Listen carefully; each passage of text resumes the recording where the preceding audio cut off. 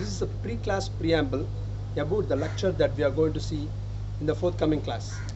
So the topic that we are going to cover is mechanical vibration.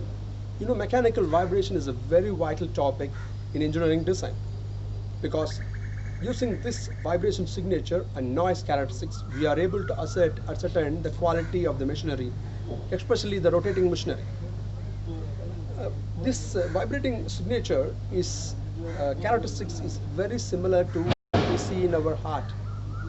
Heart's signature and the noise characteristics of the heart will be able to ascertain the health of a patient. Similarly, the machinery's health can be ascertained by the vibration signature characteristics.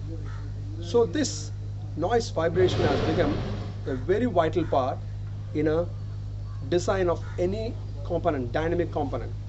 So we require sophisticated cars, and requirement for safety and less noise and more comfort is a vital thing in case of automotive industry. And also the product that is designed for a dynamic environment should run good for a long without making much noise. So researching on this in depth is very much important for a better engineering products. So let's go on to the lecture in the next class to explore more. Thank you.